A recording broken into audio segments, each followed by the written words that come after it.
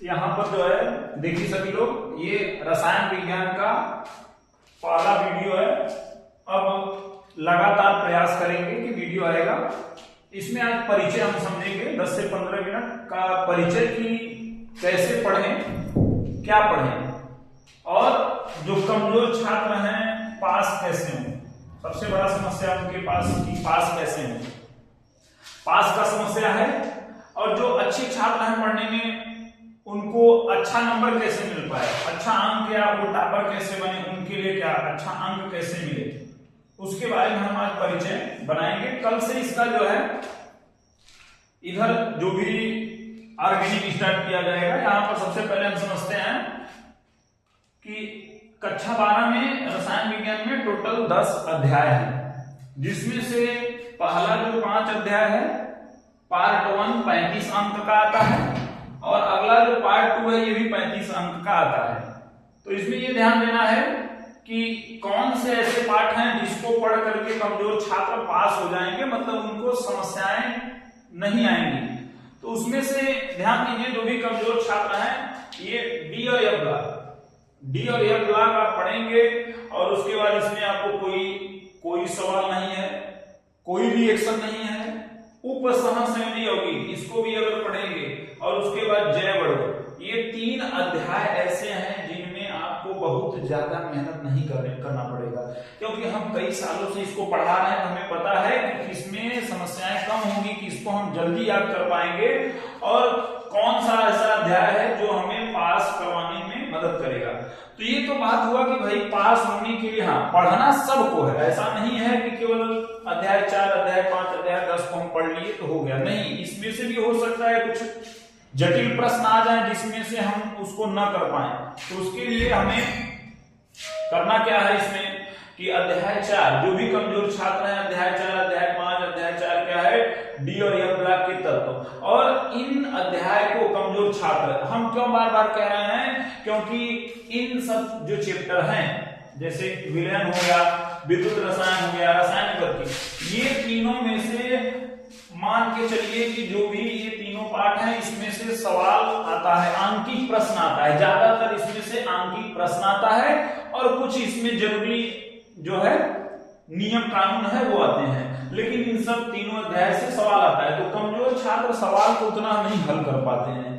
तो कहने का मतलब यह है कि जो भी कमजोर छात्र हैं उनके लिए 3 अध्याय पास करवाएगा, और सभी अध्याय को पढ़ना है। ऐसा नहीं है केवल 3 ही अध्याय। तो ये तो बात हुआ कि भाई कमजोर छात्र क्या पढ़ेंगे जिससे वो पास हो जाए।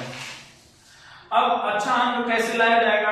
अच्छा अंक लाने के लिए सबसे पहला काम यह है कि पूरे अध्याय को पढ़ना है। एक भी अध्याय, एक भी टॉपिक नहीं छोड़ना है, और सिलेबस के अनुसार इसका सिलेबस है। अगर आप लोग को मिलता है ठीक है, नहीं मिलता है तो यूपी एमएसपी पर जाकर के सर्च करिएगा, मिल जाएगा। यूपी एमएसपी पर एक साइट है, इस पर जाइएगा, उसमें होगा 25-26 का जो है सिलेबस, उसमें देखिएगा मिल जाएगा। और इसका पूरा सिलेबस देखिए, एक भी पॉइंट मत छोड़िए। पहला काम ये है, सबसे पहला काम है सिलेबस को आप जानते रहिए कि क्या पढ़ना है क्या नहीं पढ़ना है। और दूसरा, अच्छे अंक लाने के लिए सबसे पहला काम है सिलेबस आपका तैयार, सिलेबस आपको पता होना चाहिए, ये पहला काम है। दूसरा काम है जो भी अध्याय आप पढ़ेंगे उसके लिए कम से कम जो है 5 साल अगर नहीं पढ़ पा रहे हैं तो 2022 से लेकर के पेपर हल करिए 2025 तक का। जैसे आप लोग मान लीजिए विलयन पार्ट आपका खत्म हो गया, जैसे ही खत्म हो तो उसका आप सिलेबस देखते रहिए कि सिलेबस में क्या क्या पढ़ाया गया। कोई भी, चाहे विद्यालय में आप लोग पढ़ रहे हैं, चाहे कहीं कोचिंग में पढ़ रहे हैं। और सबसे पहली बात हम ये कह दे रहे हैं कि भाई विद्यालय में भी देखते रहिए। विद्यालय में भी कुछ न कुछ ऐसा होता है पॉइंट की जो परिचय मिल जाता है तो चीजें और अच्छे से समझ में आता है। सिलेबस हो गया, उसके बाद 2022 से लेकर के 25 तक का ये प्रश्न पत्र आपको पढ़ना है। जैसे विलयन पार्ट खत्म हुआ तो इसका प्रश्न पत्र पढ़िए, और उसके बाद आपको क्या करना है इसमें कि सबसे पहला काम कि हर पार्ट का महत्वपूर्ण प्रश्न बताया जाए, जो कि आता ही आता है। महत्वपूर्ण प्रश्न का एक पीडीएफ बना करके आप सभी को दे दिया जाएगा, लेकिन महत्वपूर्ण प्रश्न का पीडीएफ तभी काम में आएगा जब आप पूरा अध्याय खत्म कर लेंगे तब। तो सबसे पहली बात ये 3 चीजों पर ध्यान दीजिए, और सबसे बड़ी बात ये है कि रेगुलरिटी होना चाहिए। किसी भी चीज में रेगुलरिटी जरूरी है, नियमित रूप से पढ़ाई करेंगे तभी कुछ हो पाएगा। ये तो हमने देखा कि कैसे पढ़ें और क्या पढ़ें, और अभ्यास भी जरूरी है। अभ्यास का मतलब ये कि हम इस पाठ को पढ़ करके, कोई भी पाठ है उसको हम छोड़ देंगे तो भूल जाएंगे। जैसे अगर मान लीजिए विलियम पाठ पढ़ाया गया तो उसको समय समय पर 10 दिन 15 दिन पर उठा करके या रविवार को उठा करके उसका रिवीजन करते रहे। धीरे धीरे रिवीजन नहीं करेंगे तो दिमाग से वो गायब होने लगेगा। तो अब हम समझते हैं कि इसमें विलियम पाठ हो गया, वैदिक रसायन, इन सब में, इन तीनों अध्याय में हमें सवाल पर फोकस करना है, सवाल पर ध्यान देना है, जितना सवाल हमें मिल पाए। पहला काम 2022 से लेकर के 25 तक के पेपर को, क्वेश्चन को हल करिए। अगर उसका क्वेश्चन हल हो जाता है तो ज्यादातर मैक्सिमम 80 से 90% जो आंकिक प्रश्न है वो कवर हो जाएगा। हाँ, उसके बाद और अगर अभ्यास का आवश्यकता पड़ रहा है तो आपके पास किताब होगा, एनसीईआरटी किताब का भी जो है बीच बीच में एनसीईआरटी किताब का भी क्वेश्चन देख लीजिए अगर समय हो, क्योंकि वही क्वेश्चन उठा करके दे देता है एनसीईआरटी किताब। और अगर आप लोग के पास कोई भी किताब होगा, जैसे के.एन. शर्मा का है या कोई भी कंप्लीट कोर्स है, उसमें एनसीईआरटी प्रश्न का हल दिया जाता है। तो इन तीनों अध्याय का आप सवाल देखिए और नियम कानून उसका याद करिए, और जो भी प्रश्न है उसको पेपर से पढ़ करके आपको आइडिया हो जाएगा।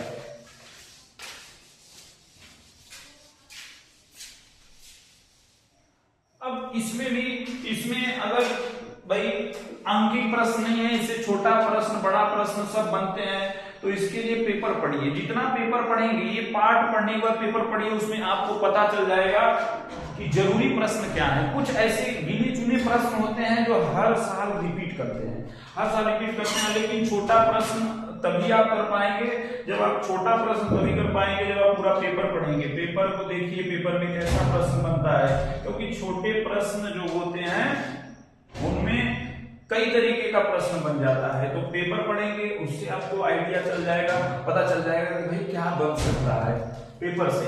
और दूसरा बात यह है, एनसीईआरटी प्रश्न में जो है, एनसीईआरटी में जो है आपके बीच बीच में पाठ निहित प्रश्न होता है। इनका अगर किसी का नहीं पढ़ रहे हैं तो इनका जरूर अभ्यास करिए।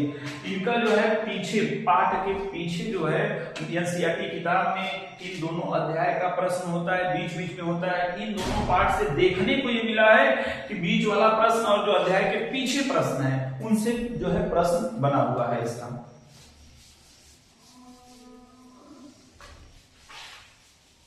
अब हम बात करते हैं इन 5 अध्याय पर। इसके पहले हमने 5 अध्याय देखा, उसमें क्या पढ़ना है, कैसे पढ़ना है, इसको हमने देखा। अब हम समझते हैं इसको कैसे पढ़ा जाए।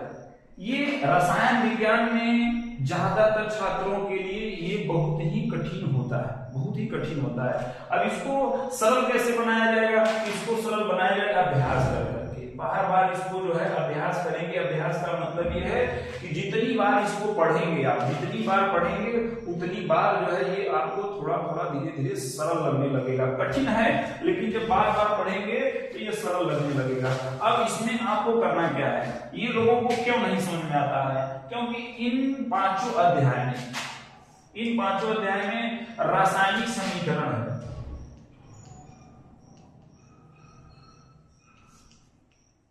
रासायनिक समीकरण है और रासायनिक समीकरण ही इनसे बनता है। लगभग ये मान के चलिए कि रासायनिक समीकरण का हिस्सा इसमें 35 अंक का आता है, और रासायनिक समीकरण से लगभग आपका जो है मान के चलिए 20 से 25 अंक का। नियम कानून इसमें नहीं है, कोई नियम कानून नहीं है, सब रासायनिक समीकरण ही आता है।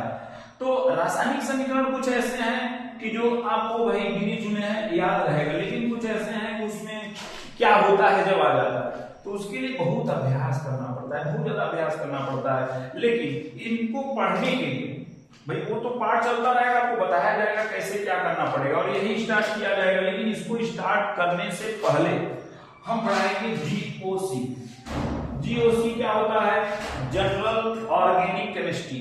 जनरल ऑर्गेनिक केमिस्ट्री का मतलब होता है इसमें सामान्य कार्बनिक रसायन,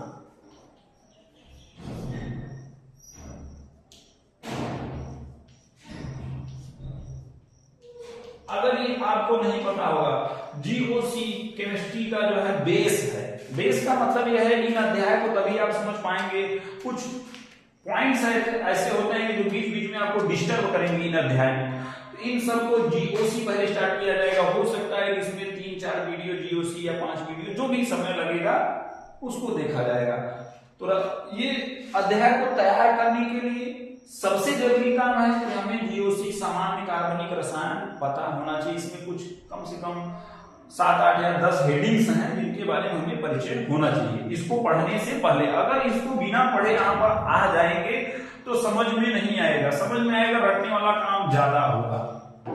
तो ये तो वह इसको कैसे पढ़ेंगे। हाँ, और बाकी अगर ये अध्याय आप लोग कहीं से पढ़े हैं या विद्यालय में पढ़े हैं, किसी भी सोर्स से पढ़े हैं, तो आपको पता चलेगा कि इन सब में रासायनिक समीकरण बहुत ज्यादा है और पेपर में भी वही आता है और याद भी नहीं होता है। तो इसका सबसे बड़ा काम यही है, इसको लिख लिख कर याद किया जाता है। इन सब चैप्टर को आप लिख लिख करके याद करेंगे। जो भी समीकरण आप पढ़ेंगे उसको लिख लिख करके, ऐसे नहीं कापी लेकर बैठ गए उसको याद कर रहे हैं। कापी लेकर बैठने से, याद करने से वो याद नहीं होगा। जब आप याद कर लेंगे उसके बाद लिखेंगे उसको, जितनी बार लिखेंगे, लिखना पड़ेगा, मेहनत करना पड़ेगा। और सबसे बड़ी बात इसमें है, अगर पहला चैप्टर आपने अच्छे से पढ़ लिया तो ये चैप्टर ऑटोमेटिक सरल हो जाएंगे सब। अगर ढंग से आपने ये चैप्टर पढ़ लिया तो सबसे पहला काम ये होना चाहिए कि पूरा फोकस लगा दीजिए पहला चैप्टर इसका पढ़ने में। एक कार्बनिक रसायन का चैप्टर है, जो इधर 5 चैप्टर है, ये कार्बनिक रसायन के हैं। अगर आप पहला चैप्टर ढंग से पढ़ लिए तो उसके बाद ऑटोमेटिक इधर का काम सरल हो जाएगा, क्योंकि इसका जो भी रासायनिक समीकरण होगा सब इसमें मिलेगा, सब मिलेगा। ज्यादातर इसी में जो नियम कानून यहाँ पर हम पढ़ेंगे वो थोड़ा कुछ समय के लिए मुश्किल लगेगा, लेकिन यही बार बार इसमें रिपीट होगा। उससे जुड़ा हुआ या तो वही रिएक्शन ही इसमें रिपीट होगा। तो हम कहना ये चाहते हैं कि सबसे पहला काम, जितना अच्छे से आप हेलो एल्केन और हेलो एरिन पढ़ लेंगे उसके बाद आगे का चैप्टर उतना कठिन नहीं होगा।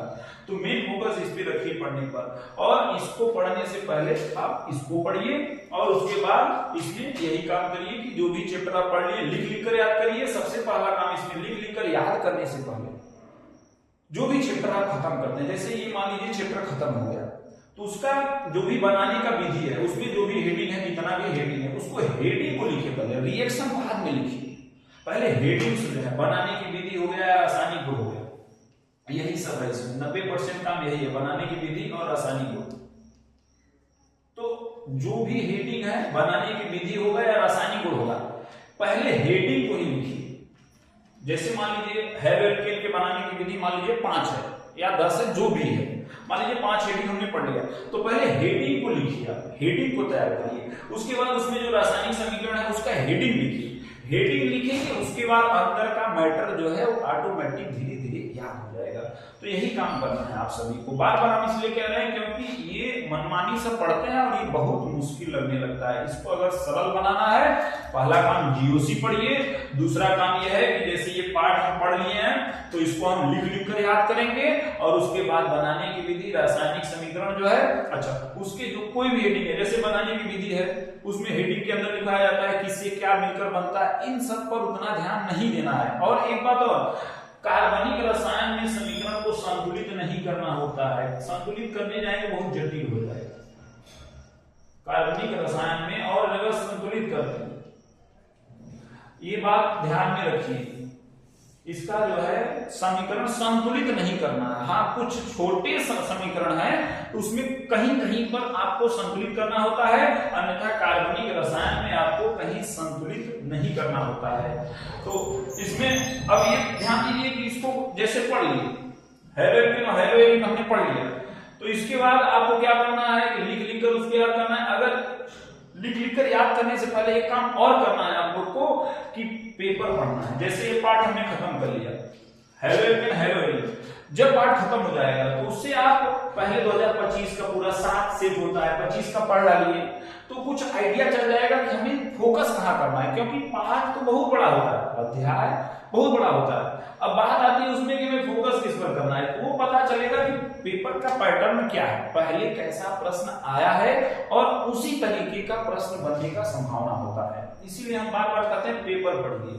तो इसमें अगर आपके पास 2022 से उपलब्ध है तो 22 से लेकर के 25 तक पढ़िए। हाँ, इस पाठ को पढ़ने के बाद पेपर पढ़िए। पेपर जब आप पढ़ लेंगे तो उसमें आपको आइडिया हो जाएगा कि कौन सा ऐसा हेडिंग है, कौन सा ऐसा उसमें पॉइंट है कि जो कि बहुत जरूरी है, उसको जब लिखते टाइम उसको थोड़ा और ज्यादा बार लिखिए।